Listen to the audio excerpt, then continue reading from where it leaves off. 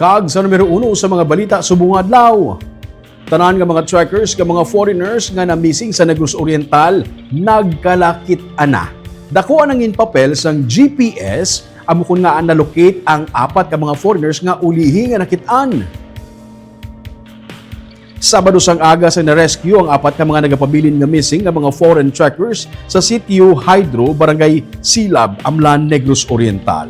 Ang German nga sanday Alwin Fink, 60 anyos, kag Wolfgang Arthur Steiker, 67 anyos. Ang Russian nga si Anton Chernov, 38 anyos, kag Canadian nga si Terry Digonten, 50 anyos. Una nga na-rescue ang duha nila ka mga kaupdanan Biyernes nga adlaw nga mo ang British nga si Alexander Radvanye, 63 anyos, kag German nga si Trosten Martin Groshop, 50 anyos. Ang anom ang nag-trekking Miyerkules ang aga halin sa Barangay Malabo, Valencia, Negros Oriental sang maabdan sa pagbunok sang ulan.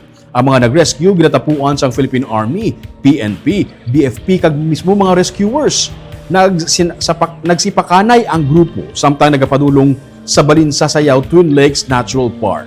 Sunod sa kay Lieutenant Colonel Michael Aquino, Commanding Officer ng 11th Infantry Battalion sa Philippine Army, nakita ang apat mga 1 kilometro gikan sa hydro power plant sa Barangay Silab alas 9:45 sang aga sang Sabado. Ang Russian nga si Chernov ang kinahanglan pa nga ikarga sa stretcher bangod may mga sinyales na siya sang hypothermia kag nagasakit na ang iya nga mga tuhod. Suno kay Aquino nakasurvive ang mga foreigners sa sulod sang 3 ka adlaw nga ang ginakaon kung ano lang ang makita nila nga pwede makaon sa ilang alagyan. Matapos ma-rescue, gindala sila sa Negros Oriental Provincial Hospital sa Dumaguete City.